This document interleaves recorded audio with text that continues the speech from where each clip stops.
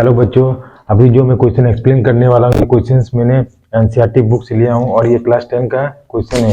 Chapter का नाम है क्वाड्रेटिक इक्वेशन और चैप्टर नंबर 4 है और ये एक्सरसाइज 4.3 क्वेश्चन नंबर 11 है ना। सीधे question, sum of the area of two square is 468 metre square if the difference of the perimeter is 24 metre, find the sides of the two square. Question में बोल रहा है कि दो स्क्वायर्स का एरिया कितना है। मान लीजिए ये एक स्क्वायर है, ये फर्स्ट वन, और ये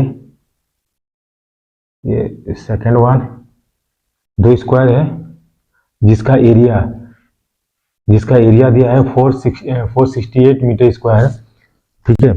और इसका जो डिफरेंस दिया है, पेरीमीटर्स का डिफरेंस, उसका कितना है, 24 मीटर है। तो बोलता है कि हमको दोनों स्क्वायर्स का साइड्स क्या क्या होगा वो बताना है। पहला चीज है कि एरिया ऑफ स्क्वायर क्या होता है, area of square that is equal to side square होता है, ठीक है, साइड का स्क्वायर होता है।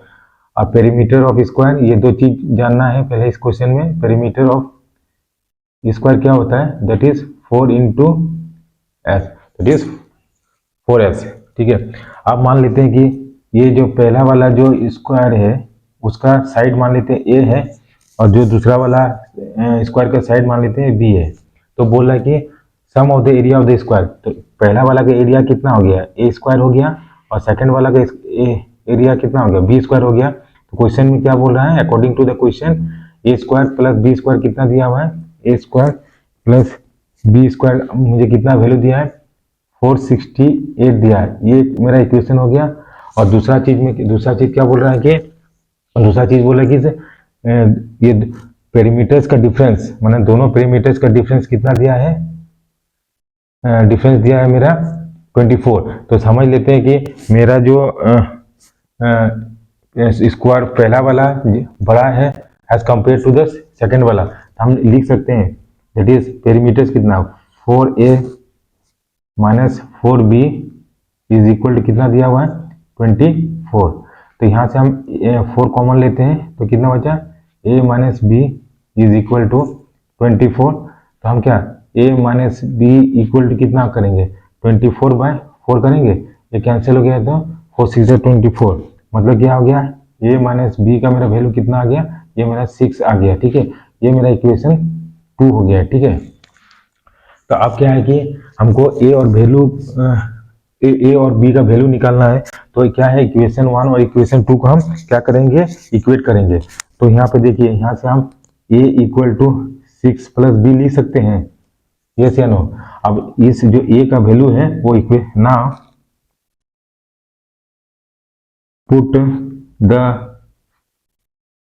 Value of a in equation, कहाँ पे, 1 पे पुट कर देते हैं। तब a का जगह हम क्या लिखेंगे, 6 प्लस b का होल स्क्वायर लिखेंगे और प्लस b स्क्वायर लिखेंगे, इज इक्वल टू कितना आ गया, 468 हो गया, ठीक है। अब 468 हो गया। अब इससे हम b का वैल्यू निकालते थे, a प्लस b का होल स्क्वायर का फॉर्म में है तो एक a square plus 2ab 2 into 6 into b plus b square, और यहाँ पर plus b square that is equal to कितना हो गया, 468 हो गया, ठीक है।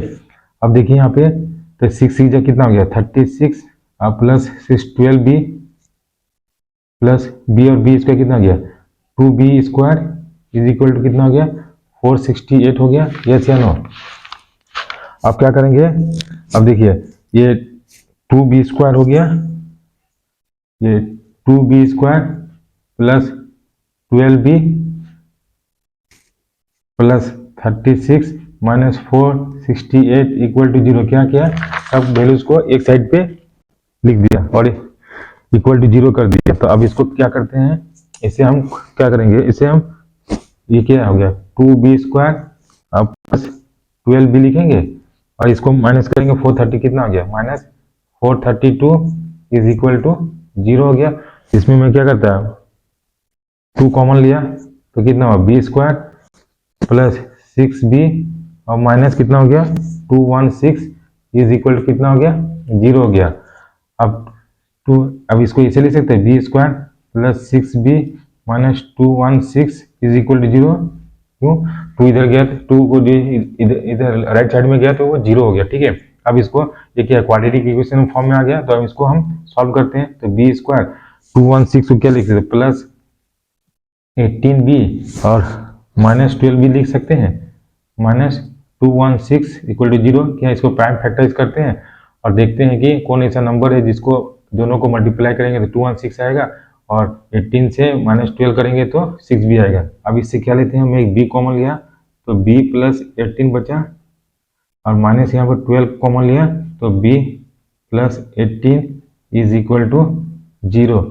तो b प्लस 18 और b minus 12 is equal to 0। तो b इक्वल टू कितना आ गया माइनस 18 कॉमा 12 आ गया। ठीक है, तो हम b के नेगेटिव वैल्यू को कंसीडर नहीं कर रहे हैं, तो b इक्वल टू कितना हो गया मेरा 12 हो गया। उसी तरह मतलब स्क्वायर 2 का जो साइड हो गया ये इतना कितना हो गया 12 मीटर्स हो गया।